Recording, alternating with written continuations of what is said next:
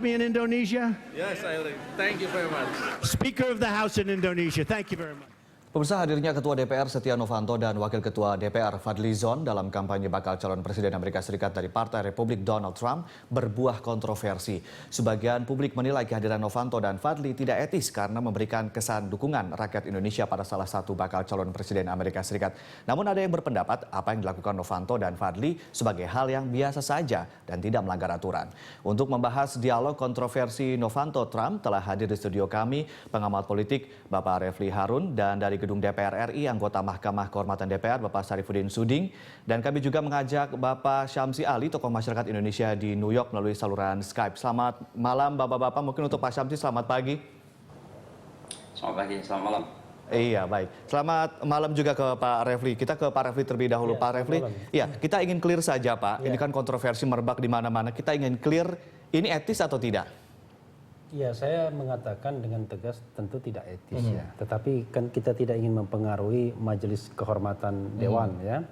Kenapa tidak etis? Begini, menurut saya Ketua DPR dan Wakil Ketua DPR harus tahu betul siapa mereka. Atribut yang dia bawa. Ya, mungkin orang tidak peduli dengan Setia Novanto atau Fadly Zon. Tetapi ketika kita bicara dia adalah Ketua DPR, Wakil Ketua DPR dari Republik Indonesia yang penduduknya hampir 250 juta, which is negara dengan populasi terbesar nomor 4 ya di dunia setelah Cina, India dan Amerika Serikat, maka sesungguhnya menurut saya sangat tidak pantas ya ketika mereka kemudian hadir di sana.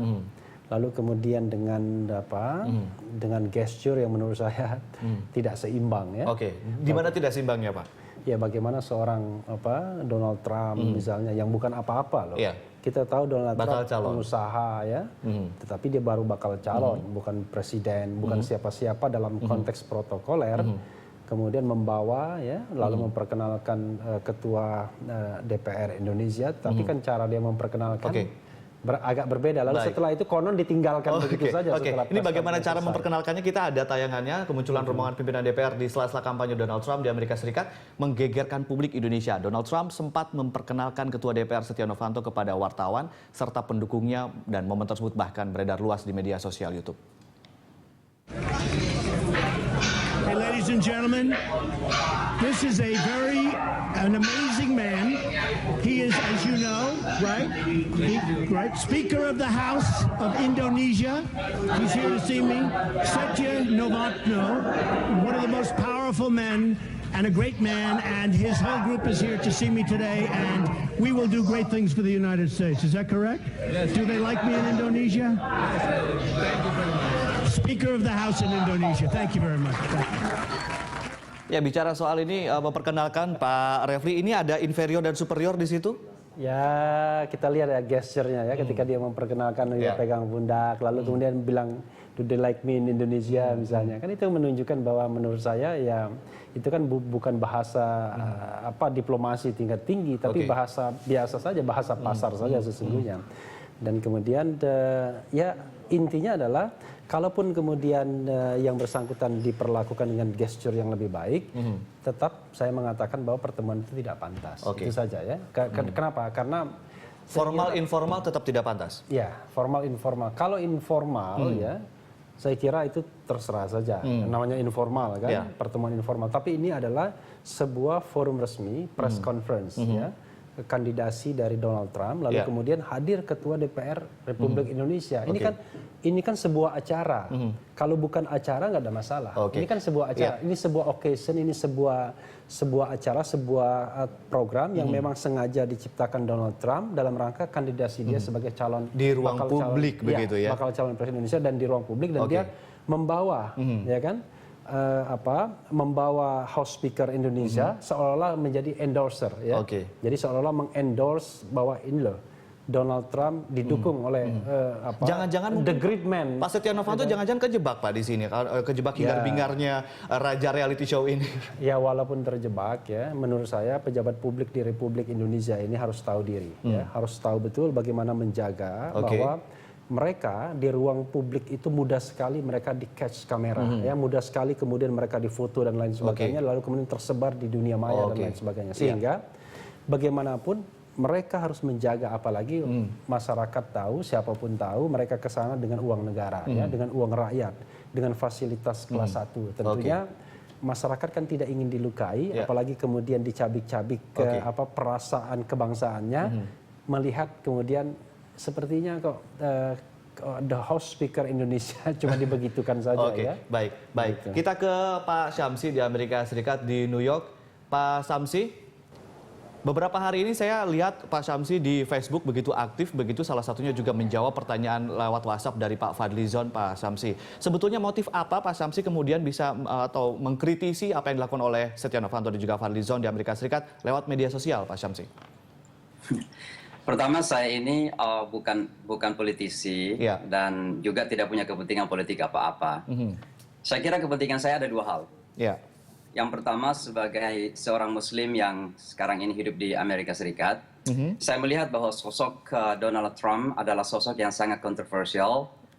Secara pribadi, saya punya pengalaman duduk bersama beliau ketika beberapa tahun yang lalu mengatakan bahwa Islam dan Muslim di Amerika itu bermasalah dan berbahaya. Sehingga saya minta untuk bertemu dengan beliau. Saya sudah tuliskan secara panjang lebar mengenai itu. Tapi yang kedua adalah bahwa memang Donald Trump ini punya posisi yang sangat anti-imigran. Ya, kami sebagai masyarakat imigran di Amerika tentu merasa tidak sreg, bahkan tidak senang dengan sikap yang seperti itu. Pengikut Donald Trump adalah rata-rata neokon, orang-orang putih yang anti-imigran. Bahkan baru-baru ini Donald Trump misalnya mengatakan bahwa imigran dari Meksiko adalah pemerkosa, pembunuh, dan lain sebagainya. Nah, berarti pernyataan seorang pemimpin seperti ini sudah cukup jelas bahwa itu sangat divisive, memecah belah masyarakat. Sehingga kami menyimpulkan bahwa Donald Trump adalah seorang pemimpin yang sangat kontroversial. Itu yang pertama. Tapi yang kedua, juga sebagai warga Indonesia, sebagaimana Pak Rafli tadi katakan, kita merasa terusik. Pak Setia itu kan bukan sebagai Setia, beliau itu adalah Ketua DPR, Speaker of the House kalau di Amerika Serikat. Posisinya beliau itu adalah posisi orang ketiga di Indonesia. Kalau presiden berhalangan, wakil presiden. Kalau wakil presiden berhalangan, seharusnya Speaker of the House yang mengambil alih kepemimpinan negara itu. Nah, sekarang ini mendatangi sebuah acara yang didesain sebagai kampanye calon Republikan, bukan calonnya Republikan, baru calon kandidat. Bakal calon, Pak, ya? Ini, iya, bakal calon. Dan disetting dengan sangat, menurut saya, sangat tidak terhormat. Disuruh berdiri di belakang bersama dengan pendukungnya dengan banner mendukung Donald Trump. Setelah itu diperkenalkan dengan cara yang saya kira tidak terlalu sopan. Ya. Walaupun kita mengatakan bahwa secara orang Timur kita memenuhi, saya kira ada standar etika lah yang Barack Obama waktu Benjamin Netanyahu ke Amerika dan waktu itu akan ada pemilihan di Israel. Kita ingat, kita tahu bahwa hubungan Amerika dengan Israel itu begitu sangat dekat. Tapi Barack Obama tidak mau menerima Benjamin Netanyahu karena pada saat itu Pak Syamsi, kita sudah mendengar sedang mencalonkan diri untuk maju menjadi Perdana Menteri. Nah, kita sudah mendengar. Saya kira etika itu ada di mana-mana.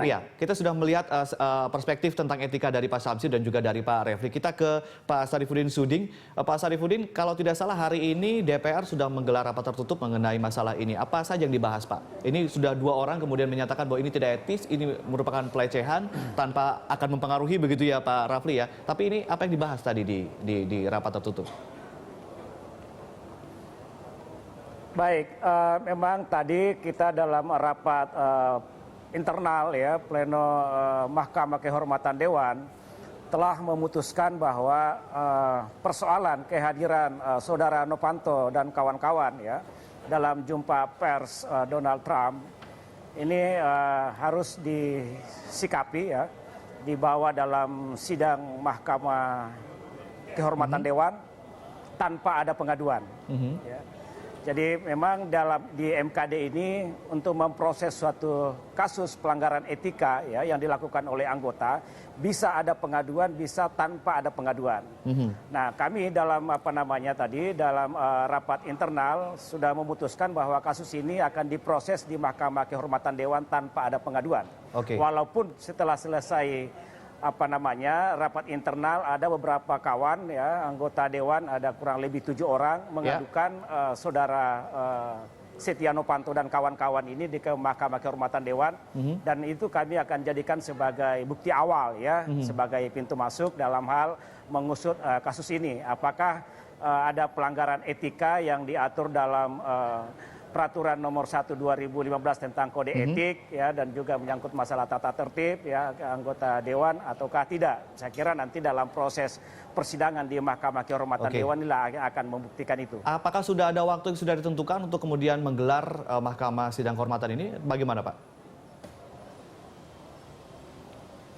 Iya, setelah diputuskan tadi bahwa kasus ini akan diproses di Mahkamah Kehormatan Dewan, tentunya dalam waktu dekat ini kami akan menjadwalkan ya pemanggilan ya terhadap saksi-saksi paling tidak yang menyampaikan laporan tadi ya ke Mahkamah Kehormatan Dewan sebagai pintu masuk untuk menelusuri lebih jauh tentang ada atau tidak adanya pelanggaran etika yang dilakukan Saudara Novanto CS. Baik Pak Sarifudin, Pak Rafli dan juga Pak Syamsi, nanti kita akan lanjutkan dialog kita di Prime Time Talk setelah jeda yang satu ini.